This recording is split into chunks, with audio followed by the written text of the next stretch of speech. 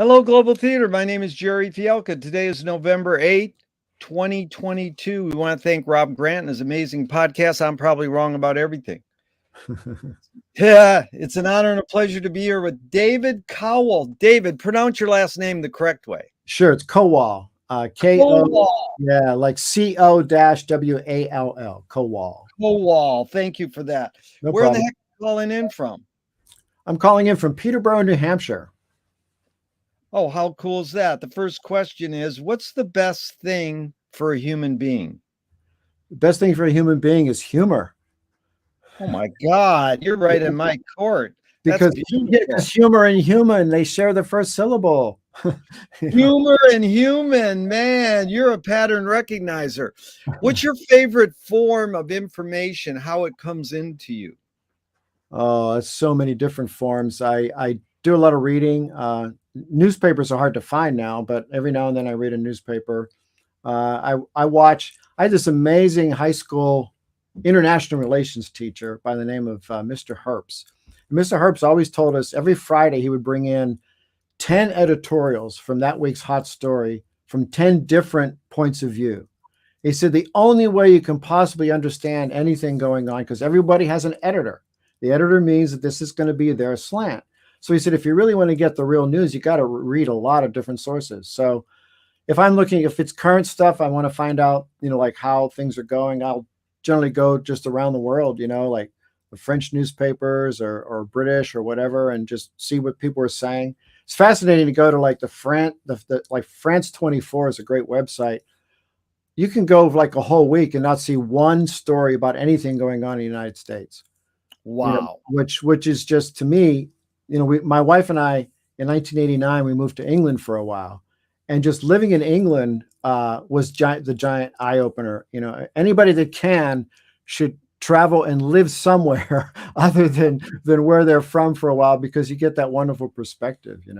That was great, David. Listen, I'm going to divert for a second. Did you grow up a reader because your parents were telling you to read? They did it as an example, or on your own? On my own, but I also had an older sister, 8 years older than me, who to this day, I still remember being 4 or 5 years old, sitting on her lap, and she would read me the Sunday. She'd start with the Sunday funnies. They call them the funnies back then, right? So she'd read me the cartoons, and then she'd read me the stories in a newspaper. So to me, once I got to learn how to read, like in first or second grade, I just couldn't get enough of it.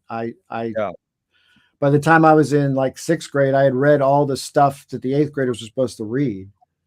So by the time I got like in eighth grade, they didn't know what to do. So they talked to my older sister and the teacher. They gave me Atlas Shrugged to read when I was in eighth grade. Whoops. So I love to read. I think it's been part of my my DNA, actually. Well, that's funny. You anticipated the next questions. So you must have ESP. Why do you think humans collect or gather information? I think from the beginning of time, humans have felt a real need to just want to be part of. Yeah. And so being part of can mean so many different things, but wouldn't you have just loved to have been that tribe way back when, where they banged on the drum a couple of times and then they heard an echo and they heard the first communication, Yeah. And so we're very much like a community that wants, I think humans gravitate towards each other, and they just want to work together intuitively. I think the things that come along that separate us are, the ancient stuff was, well, we need food. So maybe a whole group of people would kill a bunch of other people because they needed food. Right. So civilization somehow survived all that. And we got to a point where maybe we shouldn't do that. Maybe we should negotiate, maybe we could, and then commerce developed, right? Somewhere along the way, commerce developed, and it's like, well, maybe we could barter or we could sell. And then all of a sudden, right. That was super, because you're anticipating a lot of the questions.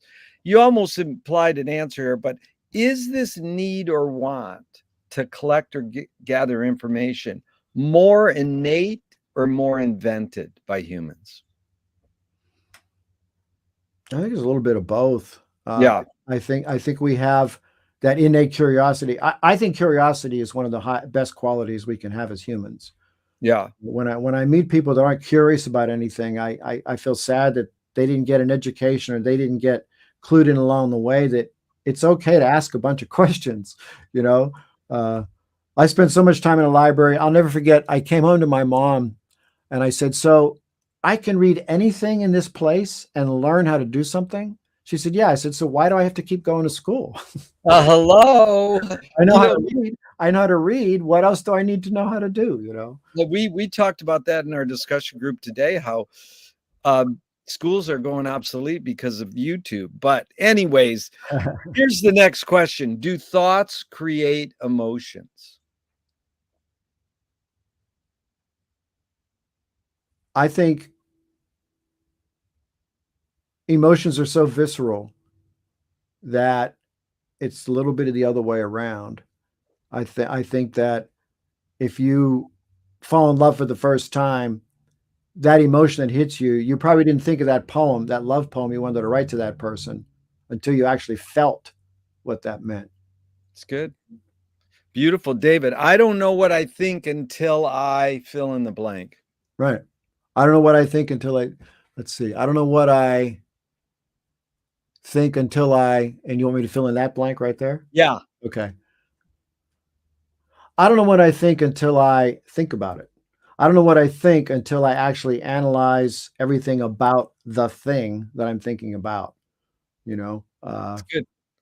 Well, this is the roots of that was McLuhan says, I don't know what I think until I say it. Joan Didion says, I don't know what I think until I write it. So, can humans think without language? Absolutely. Yeah. Absolutely. I mean, I think language came along. You know, I back to my example of the drums. I think our first languages were probably people pointing and grunting Yeah. and all that. You know, language developed along the way. You know. Yeah. No, that's good. Chomsky says a language is not just words. It's a culture, a tradition, a unification of community, a whole history that creates what a community is. David, what do you do when language doesn't work? When language breaks down, what do you do? Well, in my own life, when language breaks down, I pause and I try to find another way to communicate. And for me, that's usually with music. Yeah. You know, I think I can communicate a whole lot of stuff by,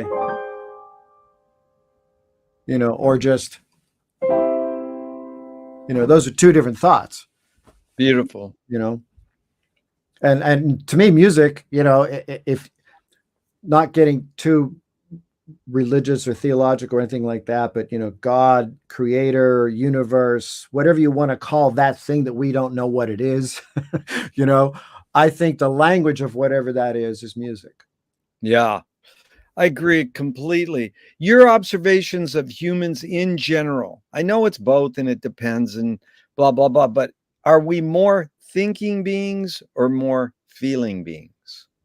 I think there's both of us, and I guess the third category out is the humans that don't do either.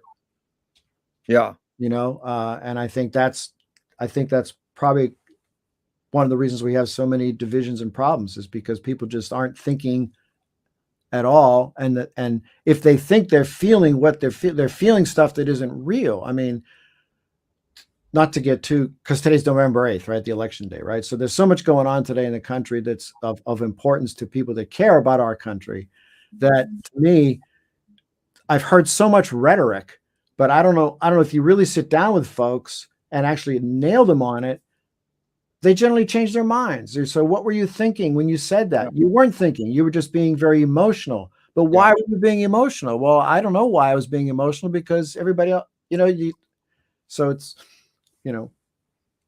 Well, Bridget Bardot says, I don't think when I make love. I'm like, good luck. How can you turn off your brain when you should? You're doing the most sensuous thing your body could do, probably. And it's sort of like when people meditate, they say, don't think about thinking. Well, you know, in music, okay, so I've taught music, I've played music all my life. This is 60 years that I've been playing the piano. And so for me, the worst thing that you can do as a musician, especially a jazz musician, is to think when you're playing. Yeah. You know, as soon as I start thinking, or if I have a student, I can tell when I start thinking because something happens to the playing. It's like, you're thinking now, stop that. You were thinking about the next note. You were thinking about the chord coming up, or you can't do that. You know, that's not what music is. You're now in direct communication with, again, that to which we can't explain. You know, let's say God or the, you know, whatever that is. That's something, that's a gift, right? So you have, that's not something you developed. That's something you were given, right? Yeah. So if you were given that wonderful gift and you start using your tiny little human brain to analyze what that is, you're now not thinking, you're not communicating with that anymore. Yeah. You're out of that line of communication. And chances are, instead of playing something, you know, you're going to go, uh-oh, I better play safe. I better, you know, whatever that is, you know. Play safe. I love it. Well, we're going to get into music. Just a few more philosophical questions. These are two from Alan Turing, 1950s. Is thinking a function of the soul?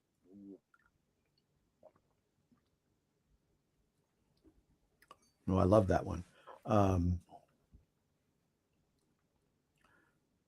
The soul is everything we are. So I would have to say yes. I don't know what percentage or how it all melds together. The soul is something that we can't really explain. It's something that is supposed to live on in some form. Whether, if you're a scientist, you would say, well, you know, our energy doesn't stop. It goes into the universe and goes somewhere.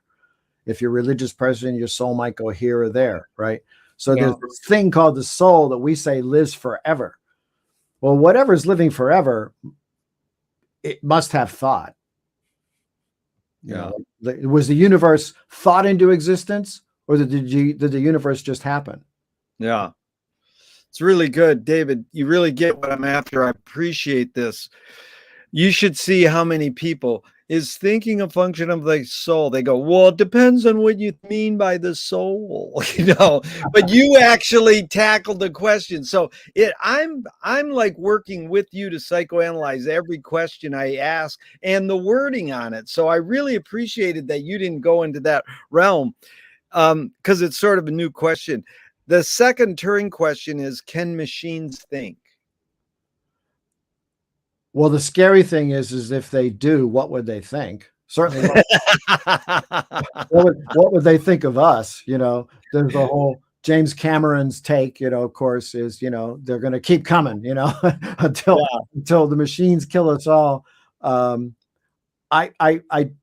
I don't think a machine can get to the point that a human will ever be. I can outthink any machine anytime. I might not be able to outthink a machine in chess, but while I'm playing chess, I can think of the day I met my wife, the day my mother died, and all these other kind of things that the machine could never even grasp. And if I were to input that into the machine's psyche, if I could, and program it in, the machine wouldn't know what to do. It would blow up. But we can hold all those thoughts together because our minds, what we are up here, this thing in our little skulls, is an amazing computer, like well beyond what any computer could possibly do. You know, it's indescribable how many different ways we can communicate and get through the day with so many different thoughts. You know, and machines don't do that. And so whether or not a machine can think and feel, you know, I was a real fan of the original Star Trek, right? So you know, that one episode where the computer took over the ship and it went insane. It took over a ship and was destroying everything. And it turns out that the scientist that invented the artificial intelligence part was going insane. He imprinted his psyche on the machine, and 5 or 6 years later, when he went insane, the machine went insane too. Wow. It got control of the Enterprise and they couldn't stop it. You know, so finally they had to figure out what to do. And I think the inside joke was just pull the plug, but they couldn't figure out how to pull the plug because it had tapped into the power supply. So it was really, you know, those episodes were awesome. They were great episodes. So what's faster, speed of light or speed of thought?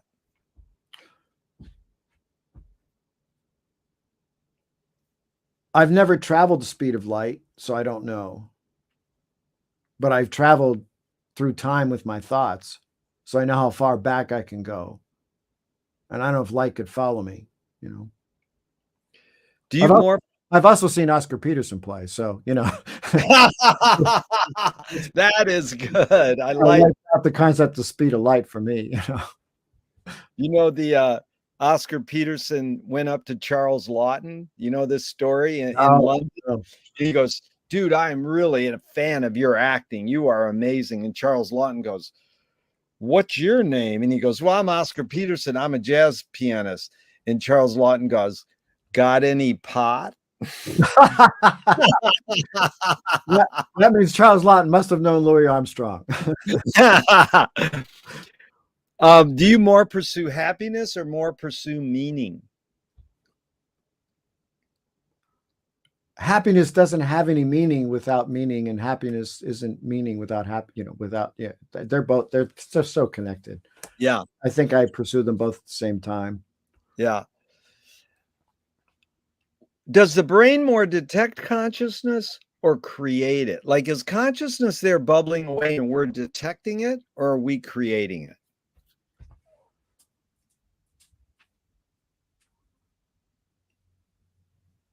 I did a lot of research a long time ago on dreams, and there's those different stages of dreams: REM sleep, stage 4, stage 1, all those different things, where you're in sort of a semi-sleep state and your consciousness is sort of awake, and you can almost program your dreams at that point. Well, if you program your dreams and you're in that semi-conscious state and someone walks into the room and you can go back into the dream, you can, there's a slight moment between those two places where you can say, I don't really know which of these is real, you know? So I think I'm trying to rephrase it. Could you just? Yeah. Are we more detecting consciousness or creating consciousness? Probably consciousness is always there and it's created. So I think it's a detection. Yeah. Audre Lorde, the poet, said, you can't dismantle the master's house using the master's tools. Yvonne Rainer responded to her and said, you can if you expose the tools. What new tool do you suggest?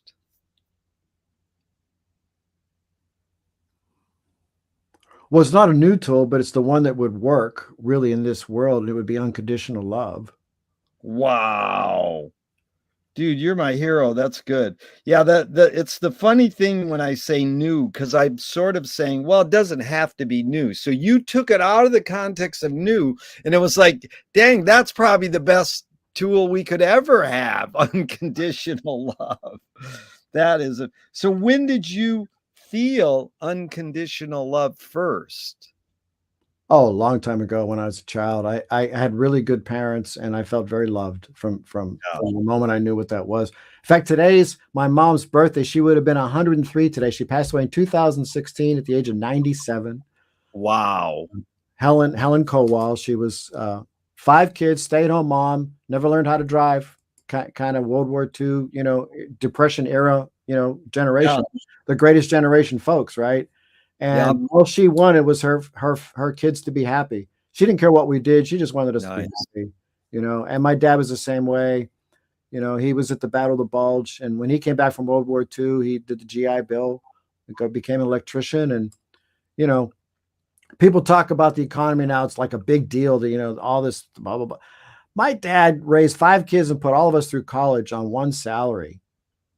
And I in 1972, when I graduated high school, you could put 7 gallons of gas in your car for an hour's worth of minimum wage. And the minimum wage was $1.85. Yep. So, things are really, really, really out of whack. Did you see the latest number? Amazon's average employee is $30,000 a year, but Jeff Bezos is making $147,852 a minute. Ooh. A minute. Every minute of every day, forever. Wow. Not right. Well, anyways, onward. What new toy do you suggest? New toy? Yeah. Laughter.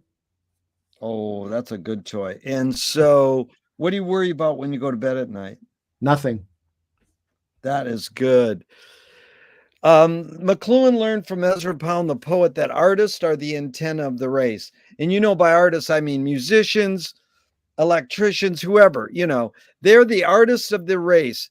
They're broadcasting and detecting the hidden psychic effects of our inventions so we might be able to cope with what we don't like about the inventions. So, David, I asked you the question McLuhan probed his whole career. Why do we ignore the hidden psychic effects of our inventions, even though the artists are broadcasting them to us?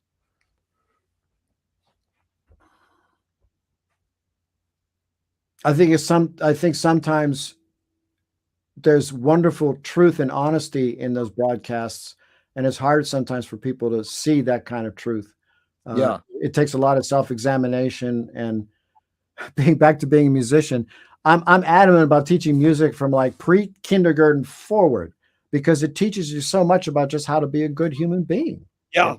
It's like, there's no such thing as like color. You're either playing the part right or you aren't. There's no such thing as male, female. You're either playing the part right or you aren't. You're either working in the orchestra or you aren't. It's like, it's perfect. Oh, really? You can't cheat at music. There's that day, like I had to play saxophone. I was in the jazz band in high school playing an electronic Farfisa organ back in the day, but I had to play in the marching band and the concert band in order to be in the jazz band. Well, my sight reading on the saxophone wasn't all that great. So, but there's that moment where everybody has to play the hardest lick the teacher's going to tell you to play by yourself in front of everybody. Right? Well, no one's going to cheat that, because you have to do it, right? Yeah. So, there's just so many wonderful things that you can learn from an early music education, not to mention the fact that it helps you work together with other kids without fighting. Amazing. We're going to get into music soon. Do artists have moral obligation? Yes. They have a moral obligation to uplift. Yeah. To uplift. What a mantra. I like that. David, this is amazing. Thank you so much. Are you more afraid of new ideas or more afraid of old ideas? Oh, I'm more afraid of old ideas. New ideas don't scare me at all. Yeah. Old ideas. Right now, we've got old ideas from 30s Germany circulating that scare the hell out of me. Exactly. Can you conjure up your earliest memory ever, or one of them? Looking outside my window and seeing birds for the first time and hearing them. And the first word I ever spoke was birdie. Oh, to it. And so I remember that. And then I remember I was 2 when my little brother came along, and I just remember being 3 or 4, somewhere in there, and just my brother being, 2 years young, being like the little baby, and just him in the bassinet and all that kind of stuff, and playing with him. So and then my parents, Christmas time was always a big deal. That first Christmas where you're like, it's Pittsburgh with snow and all that stuff. So you're outside playing in the snow, and then there's this thing called Santa Claus, and and toys appear, and the cookies half eaten, and all that stuff. So, is memory more a curse or more a blessing? Depends on whether you've laughed through life. I mean, if you approach life without laughter, without humor, my wife and I have this saying: anytime we go through like a physical thing, like an operation or something like that, we do caregiver humor, right? Yeah. So like she had hurt her hip a few years ago, and so she would be walking, and I'd grab her cane and hold it on the ground so she couldn't walk, or I'd hold food just out of her reach, or and then she would do the same thing for me and stuff like that. And you just laugh. You just have to do crazy things to laugh, because you can laugh or you can cry. Yeah. And so many tears, so many tears have been shed. We don't really need any more tears. We need more laughter. Man, I'm with you all the way. Tell me someone within your immediate family, please, and then just briefly, who had an impact on you like a role model, and what specifically was that impact? Well, two people, equally, really. My older sister, Andrea, who's since left us. She passed away a few years ago. Um, just her paying attention to me and making sure that I was like, reading, doing this, doing that. When music came along, she was like really good about making sure that music was happening. You know, my other sister, Mary, my older sister, she was always there. I'd say I would sort of put it in a macro and just say family. Right. My dad would like leave me notes. We would have these little things to do when I come home from school. I'd leave a note and say, well, if you're going to set up the little train under the tree, then lay this track and put this wire here and just do this much and Yeah. stuff like that. And I remember those notes. I'll never forget those little handwritten notes from my dad. It's like, get the pine trees up in the mountain, like looking nice or whatever it was. Right. Well, it's special, David, because when I say tell me someone, that's seeming to limit it. And the fact that you said, hey, it's my family, that was beautiful. I really appreciate that. Now, outside your immediate family, someone who had an impact on you like a role model, and what specifically was the impact? That would have to be my high school English teacher, Jake Robson. Incredibly influential in the first adult outside of my family, really, that seemed to get me and appreciate that I had something to offer beyond what he could see in front of him. Yeah. He was very supportive, you know, and to this day, I still remember some of the little bits of wisdom he would pass on. Or, I remember I think I was like a sophomore or junior. He signed my yearbook, and he signed it, and he said, every year I meet one or two students that offer me hope of a better world. You were that student this year.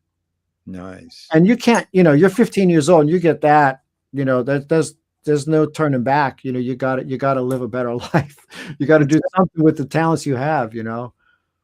He put in your court, man. It was beautiful what he wrote. Did your parents raise you a particular religion? Yeah, I was raised Catholic. Did you ever check out, or are you practicing? I checked out. Yeah.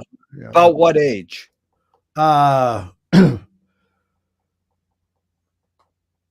Really in my teenage years, I stopped going to church.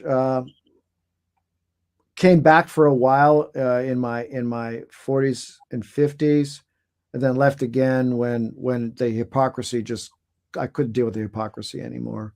There's so many wonderful people, within the church, but the church itself, the hierarchy, the way it is, the way they treat women, the stuff that's still in the dogma about their teachings that just I can't get behind. That's the stuff. I mean, I've got a couple of priests that are good friends. My uncle was a priest. I had an aunt that was a nun. So it was Polish Catholics. When my parents came, my parents were born here, but my grandparents came over in the early 1900s, and there was 11 kids in one family and 9 in the other. Big families and all that. So, it was an honor, for them to get into the faith that deeply, and one became a nun, one became a priest. My aunt left.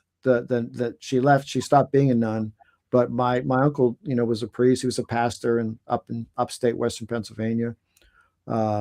Well, we have a lot of similarities. That's exactly what happened to me. Do you pray? All the time. If God exists, what would you like God to say to you after you die? Thank you for using the gifts I gave you. That is beautiful. Do evil people exist, or does evil use people as a vehicle? Evil uses a lot of people as a vehicle, but evil also does exist. I think the classic example in our lifetime would have to be Hitler. I mean, you can't say that there's anything good there. Yeah. How do you advise someone to deal with an enemy? I'll set up with a few modern thinkers. Alan Watts says, if you acknowledge your enemy, you empower them. Coppola stole from the mob and the samurais. Keep your friends close and your enemies closer. JFK said, forgive your enemy, but don't forget their name. And Fellini says, I need an enemy. So it's a lot of thoughts. The basic question, David, is how do you advise someone to deal with an enemy? But first, how would you respond to Alan Watts? If you acknowledge your enemy, you empower them. I disagree. I think the first thing you can do, the first thing you should try to do with any enemy is communicate. Yeah. You know, I mean, I'm always amazed that folks are saying, well, like politically, we can't talk to that person because, like, why? Right. What? You can't have them over for dinner. Yeah. The only time you're going to ever get any peace is over a piece of bread and some good drink. Totally. Whether it's alcoholic or not. I mean, I'm drinking my Earl Grey tea here, and if I had a little apple pie to share with you, and we were sitting across from each other in a room, we'd be having a great time. That's it. We are having a great time. No, it was amazing what you said, my friend. You probably know him, David Zasloff. He says, why do we have to revert to military for conflict resolution? Why don't you just sit down and eat a pizza together? Exactly.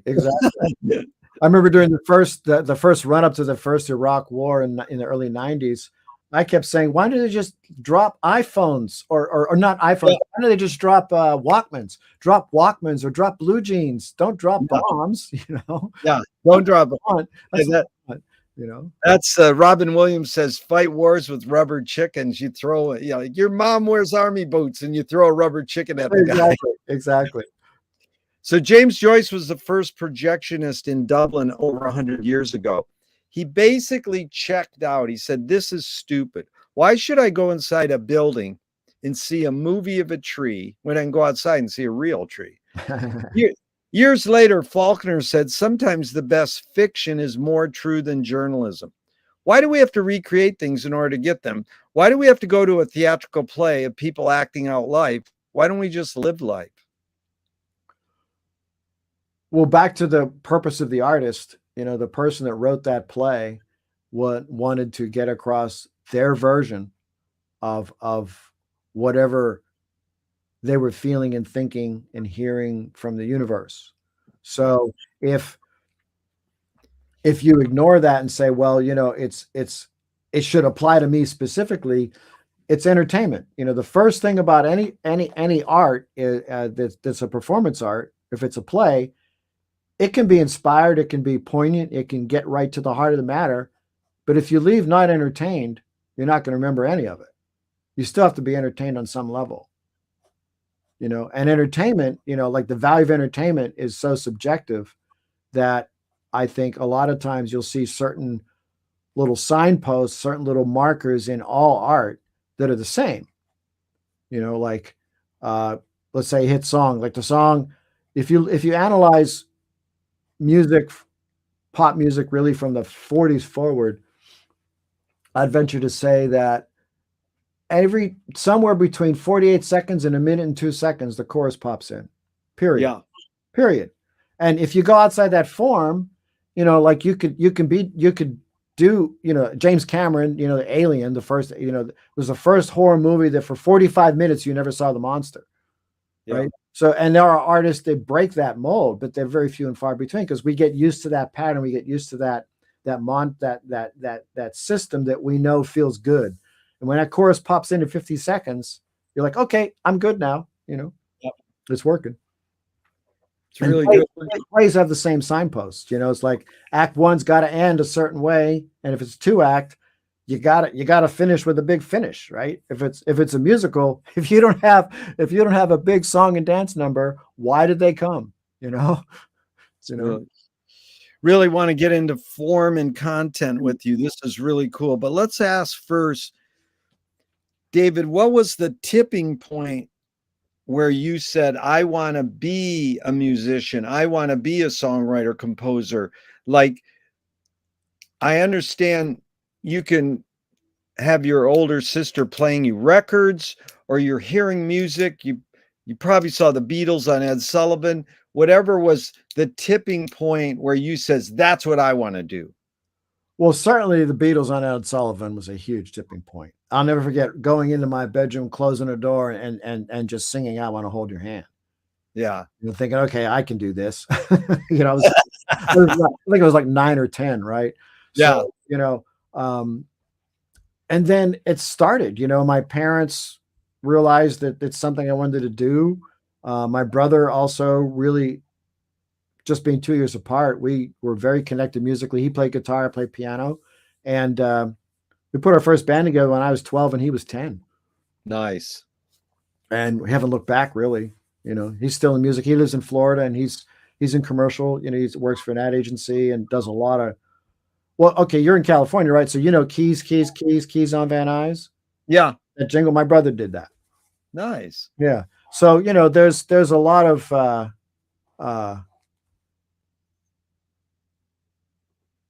specificity to the certain moments in time when I knew I wanted to do music.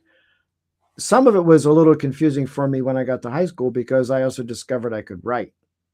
So part of me also investigates and does long form screenplays and or short story stuff too, which I'm just sort of getting back into. Yeah. The thing that floats my boat the most is music, because to me it just goes back to how wonderfully communicative it is, that still allows people to be as objective as they want to be by my subjective creation. Yeah. You know, I can feel it a certain way, but as a professional composer, you know, you're gonna get your head cut off a million times. You're gonna think you just delivered the best, like, poignant love scene music you can think of, and the director or the producer, whoever's deciding on that cue that you just submit or that piece of music you just created, is going to say, I don't feel it. Yeah. And rather than argue about it, as a professional, you go, well, okay, I'll go change it. Because that's how you're going to get paid. You know, Yeah. for my own stuff, I don't do that. It's Yeah. just, you know, I just write it and make it happen. Yeah. Well, this is good because it perfectly led into this. And this is directed more towards your own stuff. A screenwriting teacher told me a great film or great art, great song is when you can clearly see the intention of the maker. Kubrick says the opposite. Great films, great art is when you can clearly not see the intention of the maker. What role does intention play in your creative process when you're writing a song of your own? When I'm writing a song of my own, I have to really be happy that it's gotten across what I felt and what I'm trying to say. If it's a song about politics, or I wrote this one song about the Katrina flood. I wrote another song about the Vietnam War. You know, I've written a song about the hippie generation, all these characters that were going to save the world. You know, I'm happy when I can listen to it and go, who did that? You know, if I don't recognize it as something I did, then I know I got it across because it's still working. You know, it's good. When I'm writing for myself, you know, again, we don't have to backtrack on the other part of it. If it's a professional assignment, it's like, what do you need? You know, what do you want me to change? You know? Yep. So Duchamp said there's no art without an audience. When you're writing your own stuff, how much are you thinking of your listener? I'm not. I don't think of the listener ever. I think if an artist starts thinking of their listener, they're pulling themselves out of the creative process. They're thinking. You can't create while you're thinking if you want to create completely, honestly, truthfully. You know, I mean, you know, was it like was John Williams reaching for a cup of coffee and just created Jaws that way? I mean, we don't know. Did he think I'm going to make those two notes. I don't Yeah. know. That came to him. It's like, I went to when I was back in LA, I went to a meeting where Jerry Goldsmith was the guest speaker. There was like 70 other composers. And someone asked him the question, so you've done over 100 films. What's it like now when you get a film? Is it boring when you get an assignment? He goes, no, I still crawl under the piano and cry like a baby thinking I can't do it. That is a great line. And we all just cracked up. And here he is like 70, 71 at the time, Cry like a baby. Yeah, I can't do this. They're giving me all this money. What the hell? There's no way I'm going to do it. Right. So, Well, two of my film heroes have this mantra. George Manupelli says, ignore yourself. Jonas Mekas says, there is no self-expression. And Cecil Taylor says, I'm just a vehicle and this stuff just comes through me. So I know it's both and it depends, but is art making, songwriting more of self-expression or more your vehicle for whatever culture, technology, and environments are dominant? Well, it's a vehicle first, because without it speaking through you, you've got nothing. Yeah. Not there. If you're creating truly as an artist, if you're creating as a professional, that's different. Yeah. You're going to get a brief, someone's going to say, okay, so the scene is like this. Then they're going to give you notes. You're going to do, that's a whole different kind of thing. But truly, one of my favorite songs lately, in the last 15, 20 years really has been Evanescence, Bring Me to Life. Yeah. And I love that song from the first time I heard it. I love the vibe. I love the voice. It's beautiful performance. She's an amazing singer. Well, so I dove in and I found out, well, why did she write the song? She wrote the song because over dinner, she was with someone who was going to eventually become her husband. But at the time they weren't. They just met. She was in another relationship. She was in a relationship that was dying. And he just looked right at her. He looked right into my eyes and just knew what I was thinking. So the first line of the song is, how can you peer, my eyes are like open doors, right? So she came up and she wrote that whole song about this man who's going to become her husband. Yeah. So that's real. You can't say that was written as a professional assignment. Yeah. The best example I can think of recently is Ghostbusters. I was in a ASCAP. They had singers in the round, and so they were talking to all the different songwriters about like what inspired them to write the song. And Ray Parker Jr. was talking about writing Ghostbusters, and it was an assignment. He was in LA and he was supposed to leave. His parents were in Ohio, were getting transported into a nursing home because they were very ill and they were older, and he wanted to get back. And I said, listen, just stay a couple more days. We need this 15, 20-second thing for a movie. The movie's called Ghostbusters. Just write something about Ghostbusters. We'll pay you $50,000. Just stay one more day. If he goes, well, the 50 grand can help, right? So he stays. He's got nothing. Got absolutely nothing as he's telling the story. So he wakes up at 3:00 in the morning. The TV's on, and back in the day when we still had cable, and on in an LA station somewhere, one of the old cable stations, are these three guys that were carpet cleaners. And their slogan was, "Who you going to call?" they had vacuum cleaners on their backs, like the characters in the movie had the Ghostbuster things, right? So it came to him immediately. Yeah. Right? So he's actually literally just sang it to the producer the next day, and the rest is history. That's a perfect example. I have so many great examples of it. One of my favorites is Missy Elliott learned how to sing from car alarms. Like, they all learn how to sing in the church. Nope. I learned how to, and then it's endless. The drummer for James Brown, how'd you invent funk drumming? He says, well, I'm in Ohio and there's a factory on one side of my house and there's a train track on the other. So it's like, So, so the Art Tatum story, right? Oh, go ahead. Okay, Art Tatum, the reason he played the way he played is because, you know, he was blind, right? Yeah. So when he was a little kid, his parents had a player piano, but it was a four-handed arrangements. Yeah. So all he grew up hearing was that's how it's supposed to be. So he figured that's how it's supposed to be. So he taught himself how to play like that. That is amazing. Four-handed piano rolls. That is amazing. Yeah. Well, that's the funny question I used to always ask. Who's better, Art Tatum or Oscar Peterson? Oh, they're so different. I know, but just off the top of your head, who would you say? Oscar. Ah, right. Well, people say Oscar's a composer, but Art's composing when he's doing standards.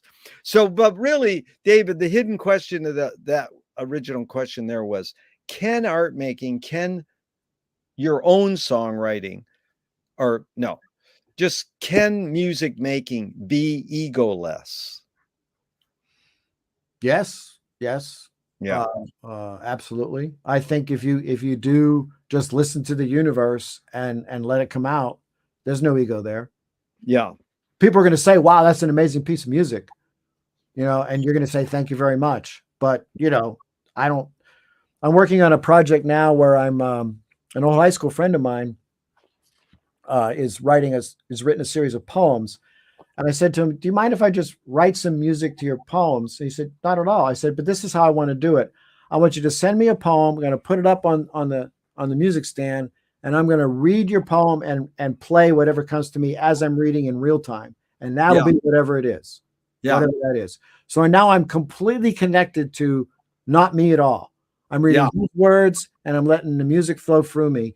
And so far, he's loved everything I've done. So, you know, they're saying what great music, blah, blah, blah. But to me, it's like, I don't know. It happens, you know, it just happens, you know? So it's beautiful that you have your piano there too. And we hear these notes.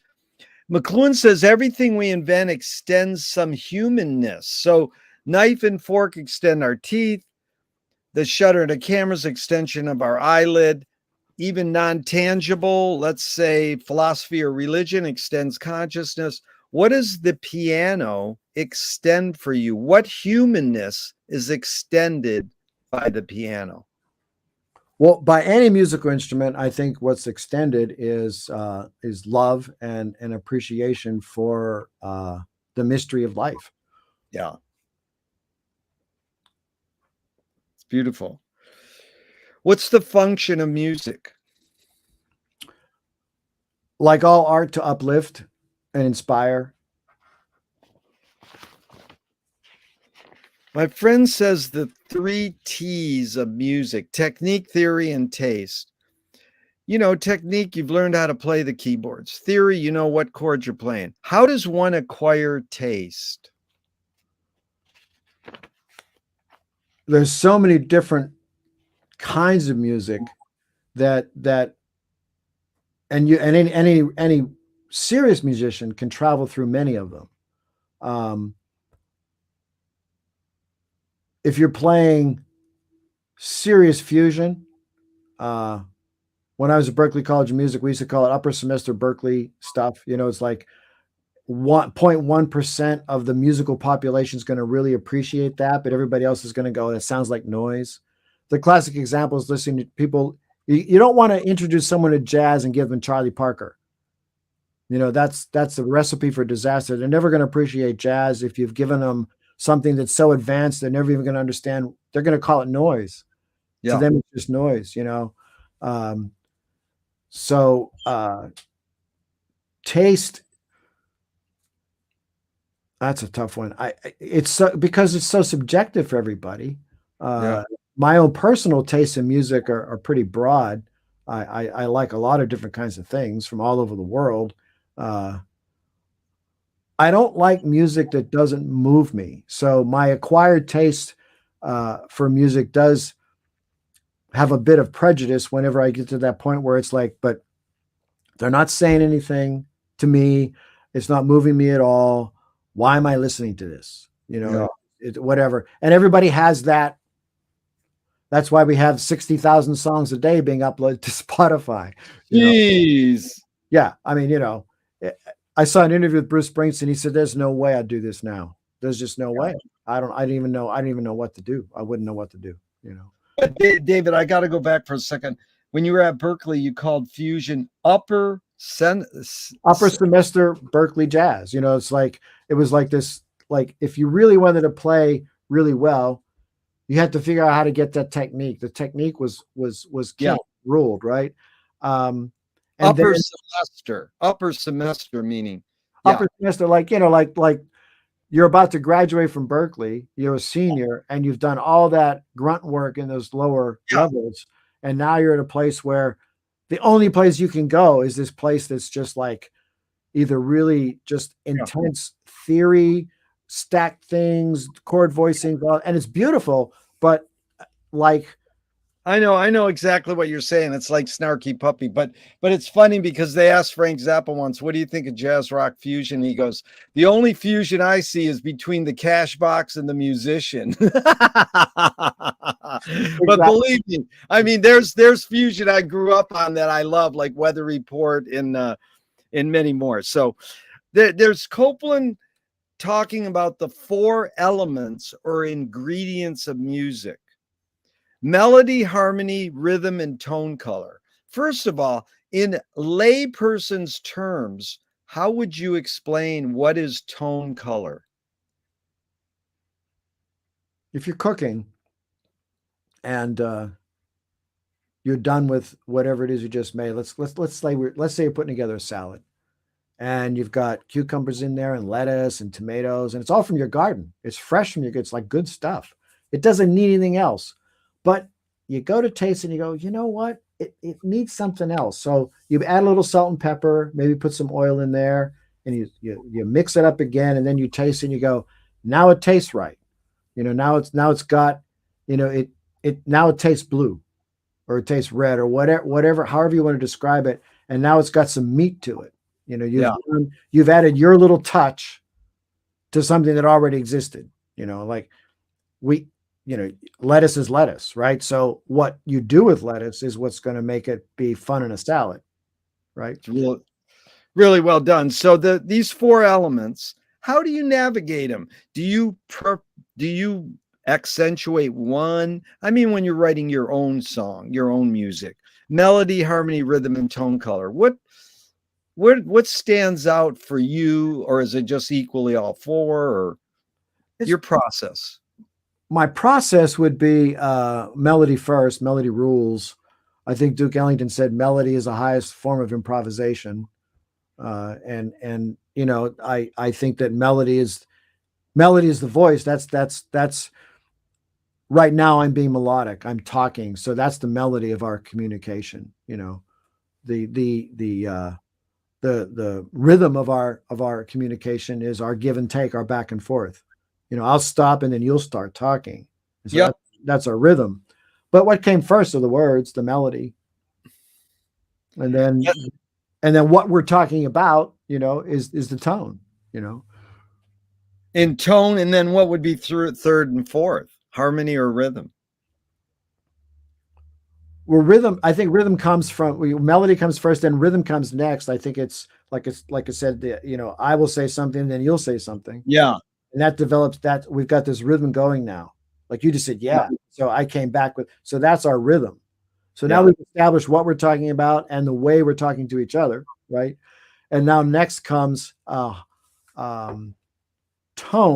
What are we talking about? Right. And harmony would come whenever we agree. Nice. You know? Really well done. Yeah. When they asked the Brill Building songwriter, what came first, the music or the lyrics? They said the phone call. Exactly. Have you seen that Netflix series on the Brill Building? I haven't. I got to see that. There's a Netflix series called Pop Music is the name of it. It's called Pop. There's 6 episodes. It's fantastic. One of them's on the Brill Building, and it's all those characters. They've got footage of Carole King when she was 19 years old. Oh my God. You got to see it. It's called Pop Music. There's a whole chapter on autotune and how it was invented and how it destroyed music. Yeah. And all that stuff. So I think you'd really enjoy it. I will. I'll check it out. So McLuhan said that song is slowed down speech. The reason cultures have different musical taste is ultimately connected to language differences. Any I think what you said there was any thoughts on that? Because you cut out, I think. Yeah, is there any thoughts on that? And I can repeat it if you No, want. that's fine. That's fine.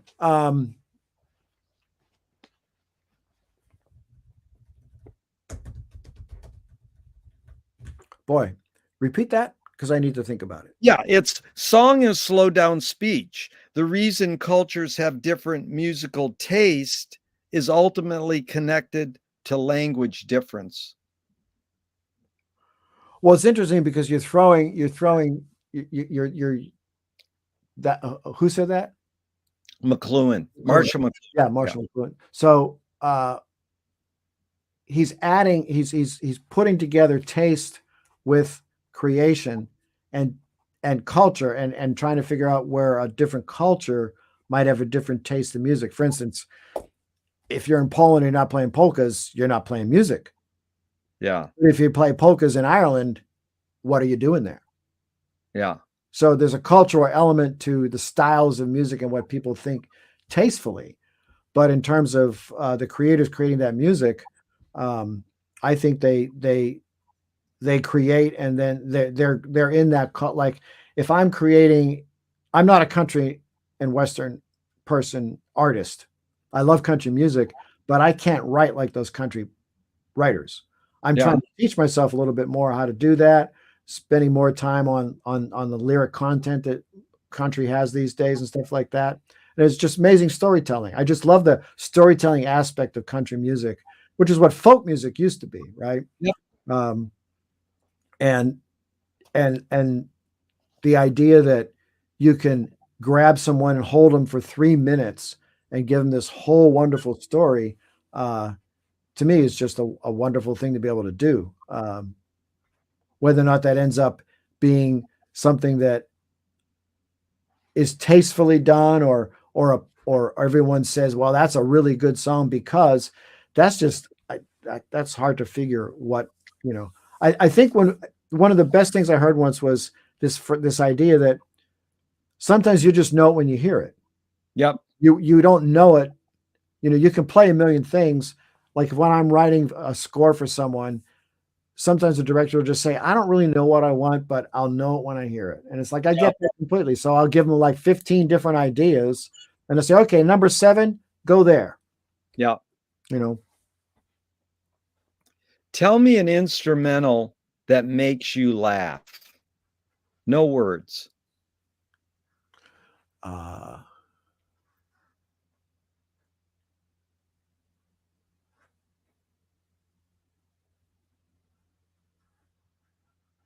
Well, I laugh because I appreciate just how wonderful it is, and I happen to see the band do it live. It's probably Hymn to the Seventh Galaxy by Chick Corea Electric Band. Everything about that performance, to me, that's melodic fusion at its finest.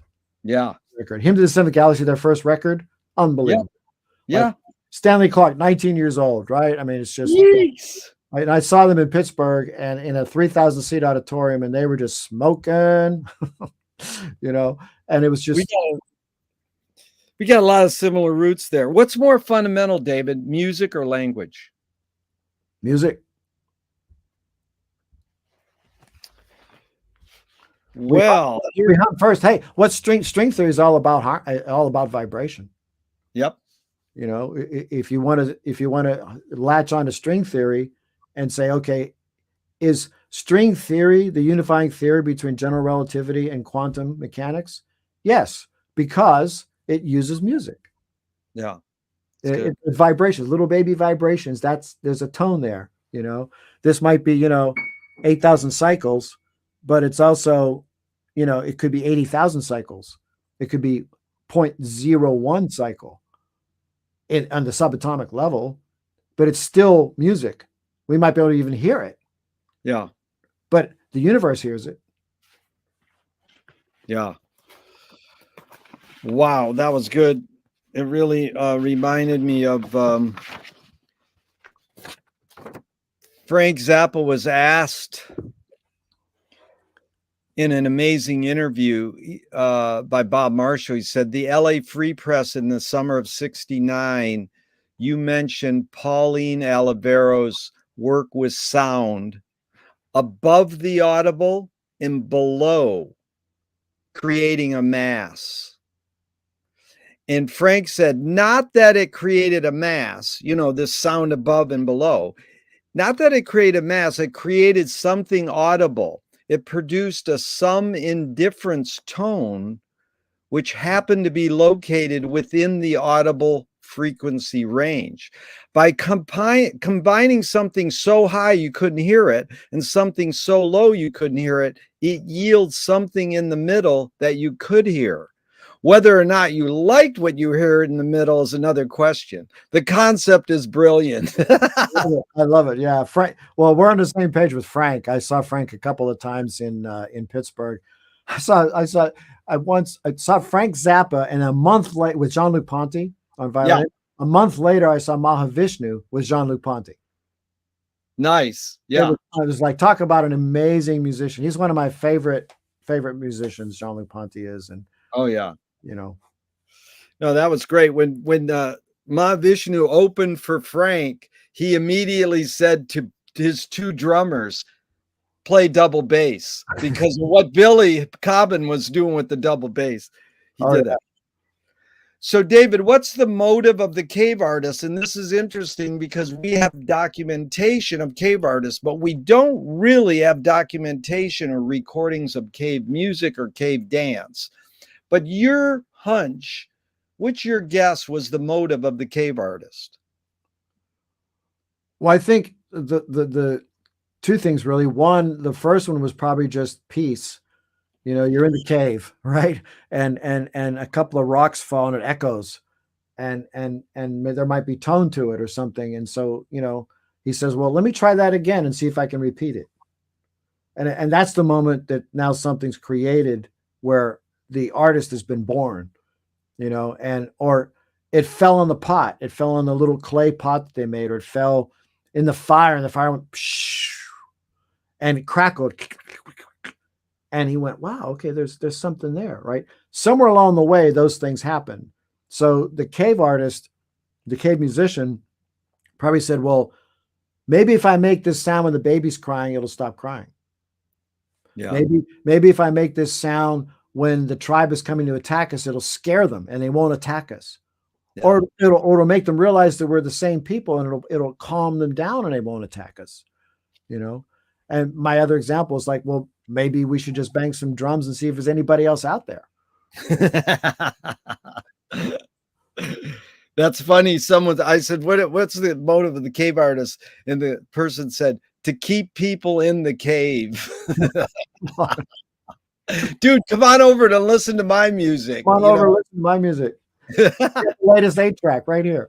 I'm glad you put it into music terms too, because Walter Pater said it so well.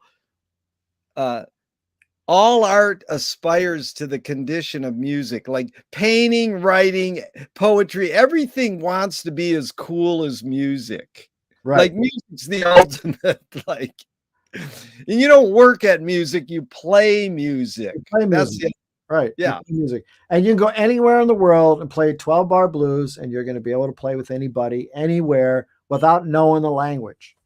It's it. Without knowing the culture. Yeah. Without knowing the food, anything, Yeah.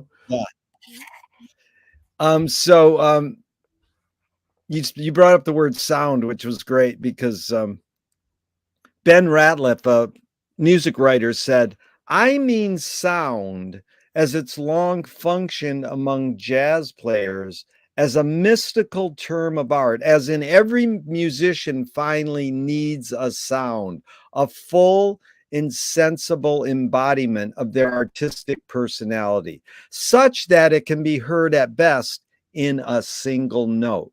So me and you could hear Miles, one note, and we would go, Miles.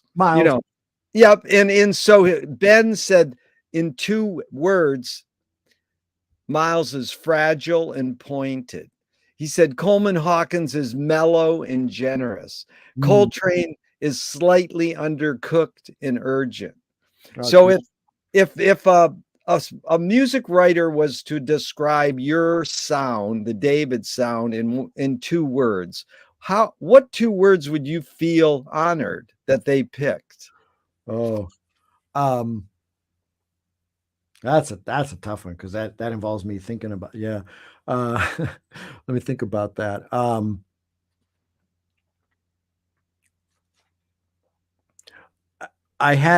this project I'm working on is a executive producer involved, and I'm working on some piano pieces, and I sent her an idea, and she wrote back and said, "So I like this.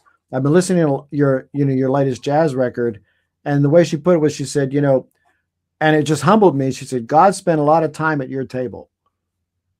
And That's if you were to hear my music and say, well, I'd say the 2 words were like really emotional, real and emotional, real right. and it got to me. It moved me in some way. It whatever that word is, it says, uh, I forgot all my troubles for a minute, or I got transported, because to me that's the best thing about music or any art, right? You go to a movie for 2 hours, you're gone. It's Yeah. fantastic. If it's a good movie, yay, Yeah. if it's a bad movie, you're like, wow, that's just 2 hours I just wasted. Same thing with music. You can go to a concert and it could be really bad concert, and it's like, Yeah. oh, damn, why did I do this? It Yeah. wasn't what I expected. I remember seeing bands when I was younger, like in the 60s, and be like, wow, they aren't anything like the record. Yeah. Of course, we find out later that they weren't, because the Wrecking Crew played all that stuff, but That's funny because Steely Dan used to open for Frank Zappa, and they would say backstage, dude, we have to play the songs like they are on my record. You don't. Why? And Frank goes, because I don't want to. I don't want to, man. And then Shelly Manne once told me, I says, what was it like playing with Frank? He says, that dude knew what he wanted and got what he wanted, Yeah. Which is hard. But what's more important, conviction or compromise? Well, you can't have one without the other. But a compromise. Dude, there's no right or wrong answers to any of these questions. Oh, I know. But that one you got right, David. Bingo. I'm having a ball. This is really enlightening. Fantastic. I'm loving this. I had no idea what we're going to do, so I'm having a blast.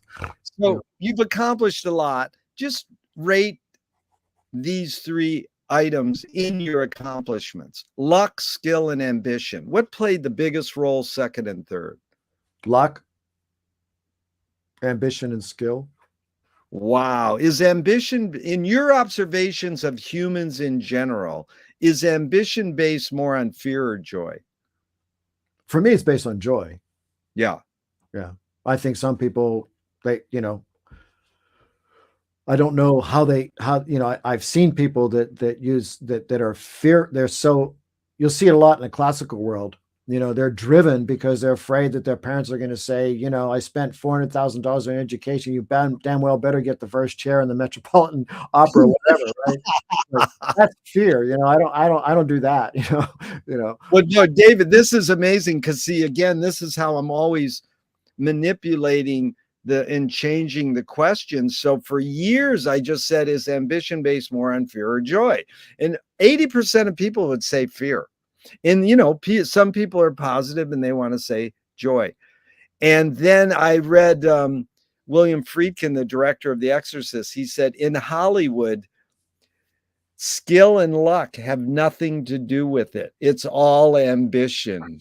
Well, yeah, Hollywood's a special place. And so, yeah, I mean, when I went to LA, I probably was driven more by ambition. Yeah. Why else would you move to Los Angeles? Hello. Yeah. I want to move to a place where I could die anytime in an earthquake. You got to have a certain amount of ambition. T.S. Eliot said poetry is outing your inner dialogue. What language is your inner dialogue in?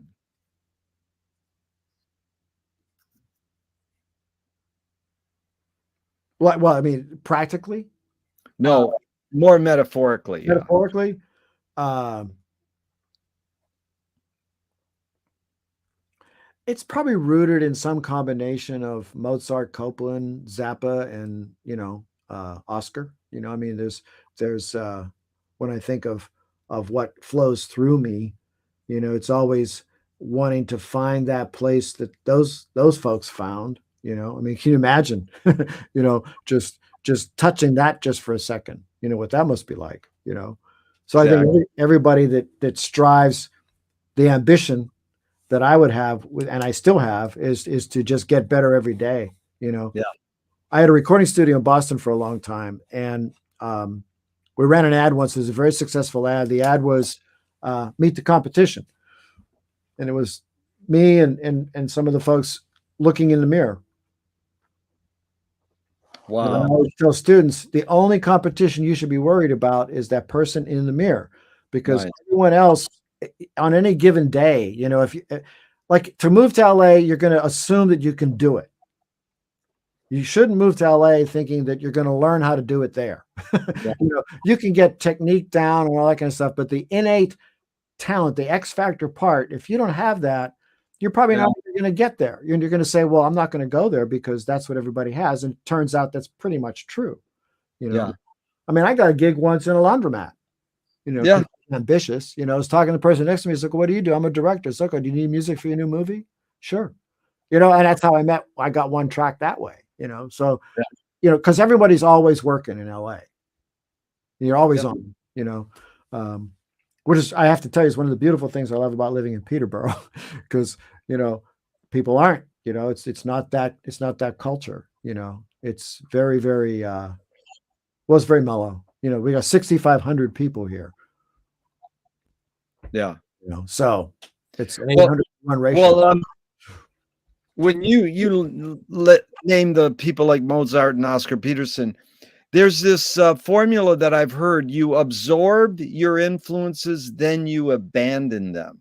How Mhm. do you let go of those? That sounds like hard.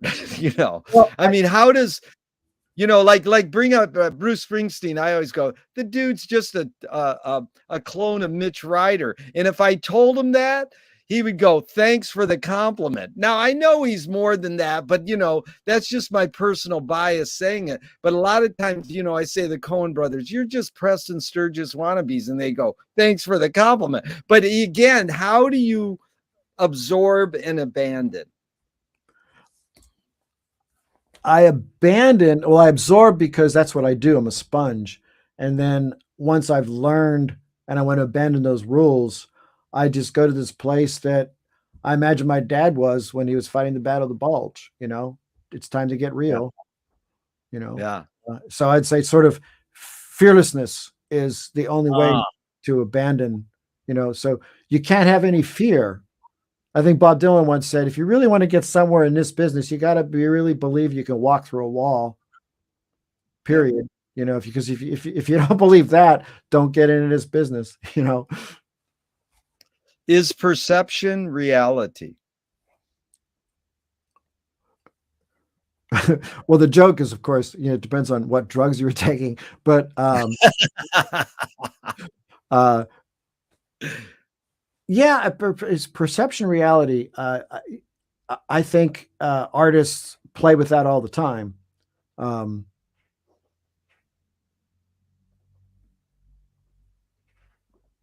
Perception is first and foremost the sum of everything that you've learned along the way. Reality is all the stuff that you ignored, thinking that you could do it that way. And then Nice. reality hits, and you're like, "Oh, I was wrong. This is Wow. this is real. I better work that one out." Beautiful. That's one of my favorites. Is Lily Tomlin said, reality's just a collective hunch. Yeah, yeah, exactly. You know, So tell me, David, you've been doing this, like playing piano for 60 years. That's beautiful. Um, Tell me one major element that's changed in those 60 years and one major element that stayed the same. in music in general, or in yeah, in music in general. well, I think what surprises me the most, and I understand what's coming from, and I think it's art. I really do. I argue with. I was teaching middle school for 5 years in LA, and I would argue with my students about whether rap was music, right? Yeah. Whether like I took this one course at UCLA, a copyright course at UCLA, one of those extension courses, and the teacher was a attorney, a copyright attorney at Warner Brothers, and he brought in a contract by one of their early rap artists where they actually lost $2.08 on every record because there were 14 samples Yeah. that they pay. So to me, it's like, get your own samples. Like, why are you sampling all this stuff? Why are you now I get what's happening with rap is it's poetry, right? It's this whole other thing and it's from a different point of view, and it's a wonderful art form. And I think, like Public Enemy, NWA, the original guys, they had so many amazing things to say, and it brought so much to our attention. What's changed for me in the last 10 years is the influence of, and there's this Netflix series called Pop Music, has a wonderful bit on it. It's called the Stockholm Syndrome. Yeah. And it's this influence of Max, this writer who's the third most successful writer behind Lennon and McCartney in pop music, written for Katy Perry, Britney Spears, and when you get to that thing where in the thing they were talking about, they would go out in the clubs in Europe and they would take like 100 different versions of a song at different tempos before they would print it to get how the people would, it's almost like it's a formula. It's a scientific approach, to making. Yeah. But it's not the kind of art that I engage in, Yeah. So for me, the technology available to us for all of us to be able to make music, which is why we have 60,000 songs a day going on Spotify. Yeah. When I was younger, in order to the big thing was we need to get a record contract in order for people to hear our music. Now you can say, well, it's a lot more fair now because now everybody can do it, but it doesn't mean everybody should. Right. Right. So I think the biggest change has been technology. Yeah. That would be the number one thing and it's changed all of our lives incredibly. I mean, who would think that this little thing, this iPhone, that we carry around all the time, would blow away the communicator from Star Trek?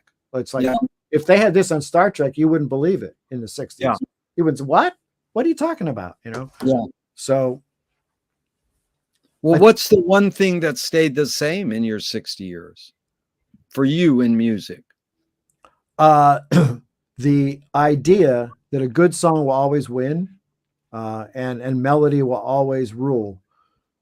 That's to me still the same thing. Even in music that I don't particularly gravitate to, I can appreciate it more when I hear melody and I'd say, I guess,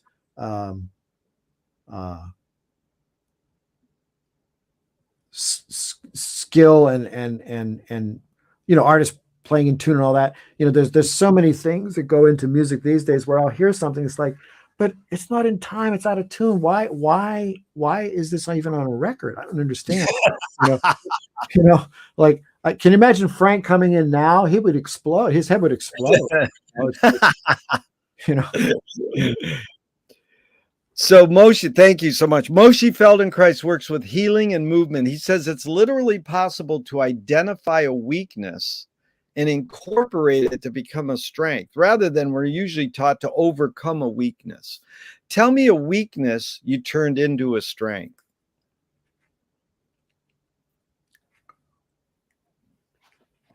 Musically? Yeah, and you can put it in any context you want. Yeah. In life in general, or musically, or okay.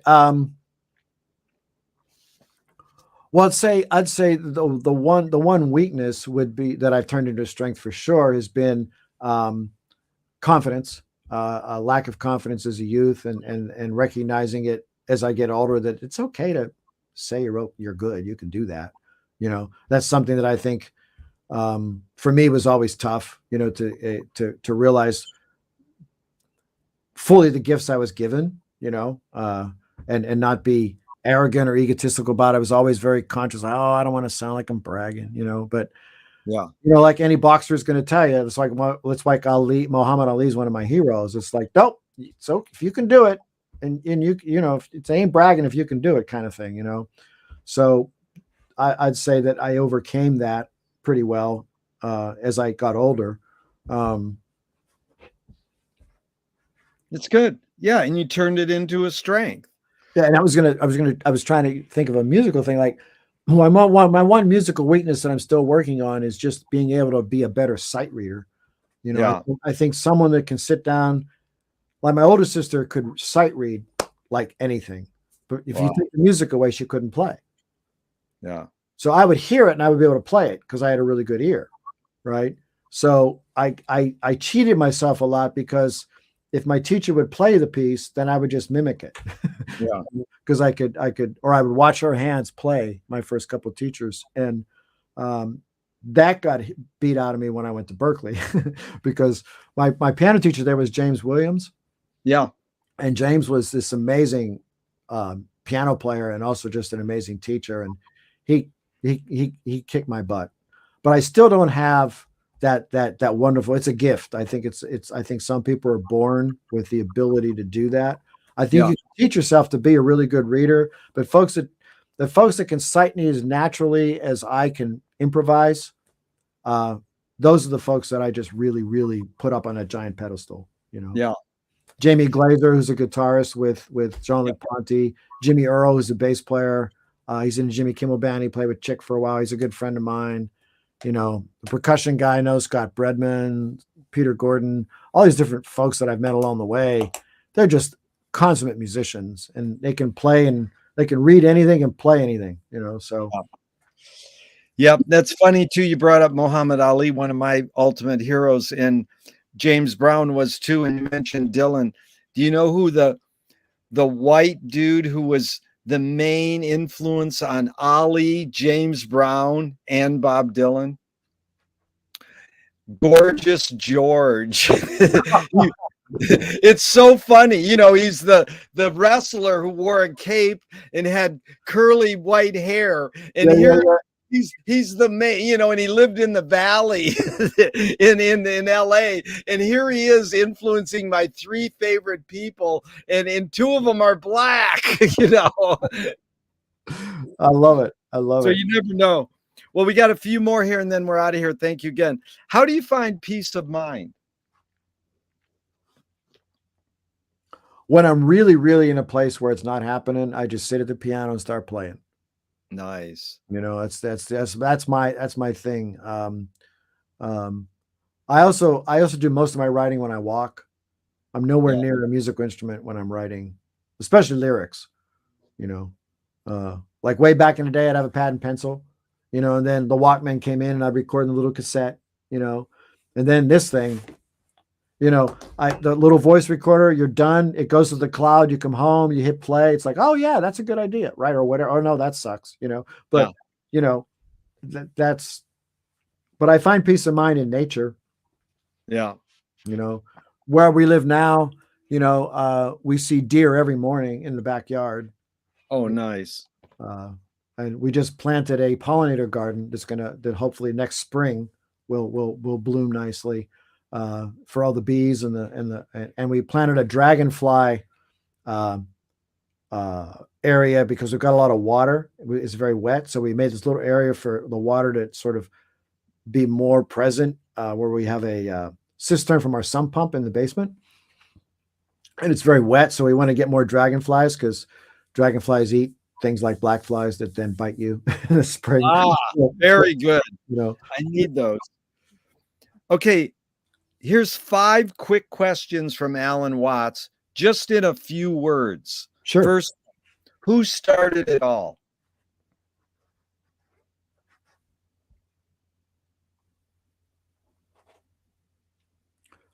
The first person that said why. Are we going to make it? Yes. Where do we put it? Where it belongs. Who's cleaning it up? All of us. Is it serious? Yes. Thank you so much. A few more. If you were walking down the street today, David, and you met yourself as a 12-year-old, what would you say to your 12-year-old self? Don't waste time. It's the only thing you got that's free, and it's the most valuable thing you'll ever get.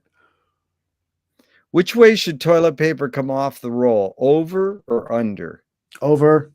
Why?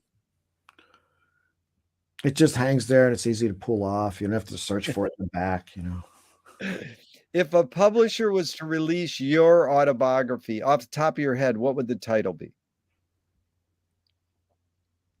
He did good. They want to scent the glue in the binding. What smell?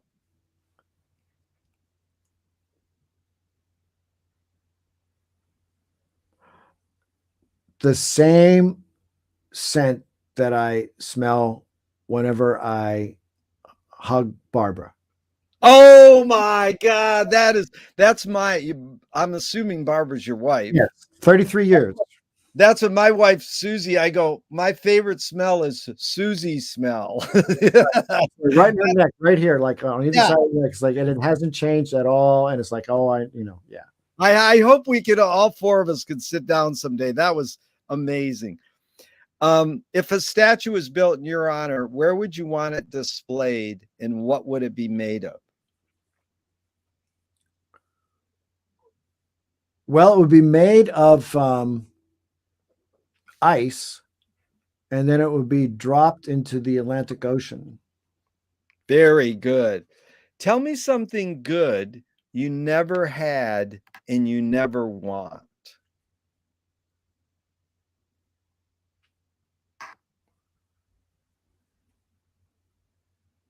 Apparently organ meats of any kind, liver, heart. Right. But so that's funny. That's a joke. Let's see. It was supposed to be a joke. That was good. I thought you meant like some people when you're fixing the chicken, they're like, don't throw the liver out. Don't throw the liver out. It's like, no, please throw it out. I don't. But give me the question again, because let me tell me something good you never had, but you never want.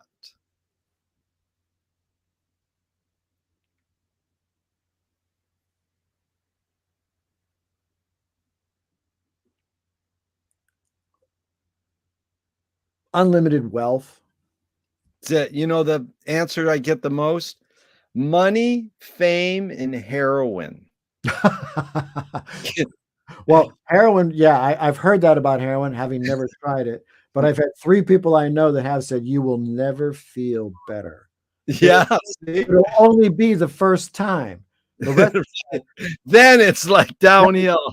Yeah, like anyone that ever was thinking of trying heroin, they should read Keith Richards' description of getting off heroin. There you go. And this one, both Bela Lugosi and Jerry Garcia probably died because they stopped.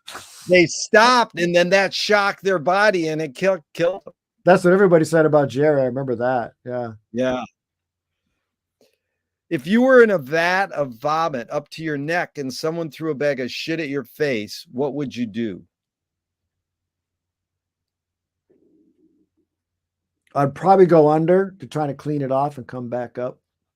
Very good. That's a James Brown. I'm obsessed with this song. If you can do it, I suggest it. Go to YouTube and type in "Funky President" by James Brown. Okay, I'll do that. Read the lyrics because they go by so fast. You're going to listen to the song and not really. I think James Brown's one of the greatest lyricists ever, but no one thinks of him as a great lyricist. No. And he goes, "We got to get over before we go under." I mean, that is a great lyric. It's like, you'll love this. Compare it, because we're both white dudes. It's like Bob Dylan. How does it feel? You get the confident black man, James Brown. I feel good. I knew that I would. But the woman trumps us all. Memphis Minnie. I feel like balling the jack. There's your three feel songs right there. Right, right, right. Got to throw Janice in there too.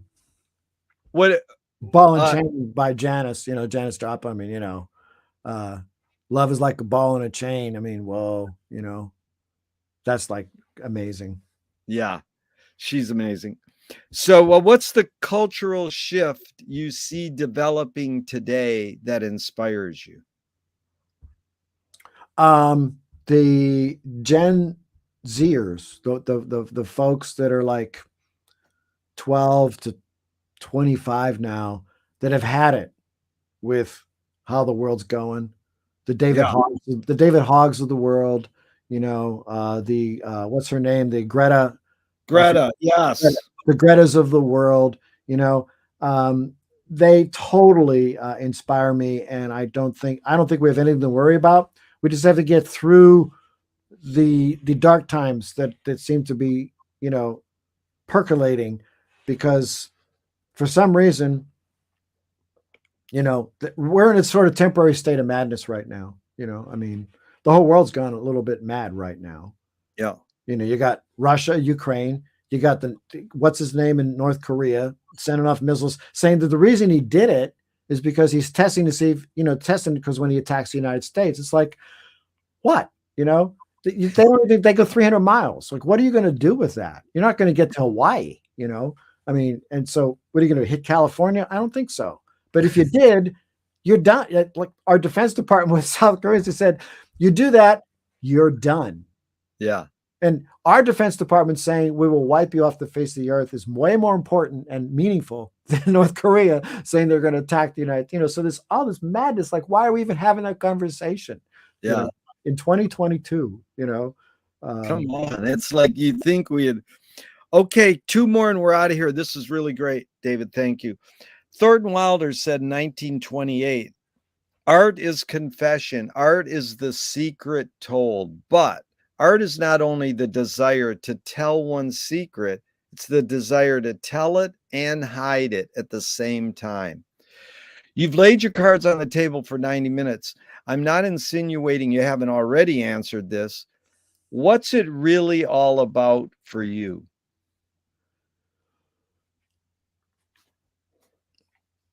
Wanting to get to that place where the things that I create mean something to somebody other than myself. Yeah. On a more consistent basis. It's beautiful. It reminds me of Eden Abe, who wrote Nature Boy, with the lyric, the greatest lesson you'll ever learn is to love and be loved in return. Mm-hmm.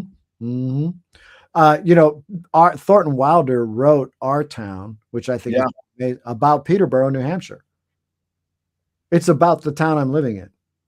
Is it really? Wow. He was a fellow as a MacDowell Art Colony when he wrote that. And Aaron Copeland, who you also mentioned, wrote Appalachian Spring when he was a fellow at the MacDowell Art Colony. It's one of the things that drew me to Peterborough. You can feel it in the air here. It's an extremely creative place. I've created better music here than I have in years. Amazing. Copeland and Thornton both there. Amazing. Yeah, like Grosvenor Corner, Governor in our town. It's Grove Street. It's Grove Street. It's 10 minutes from my house. It's amazing. See, you're on sacred ground, man. It's bubbling up. Totally. It's bubbling everywhere. It's amazing. Okay, Dave, the last question is, what gives you the most optimism?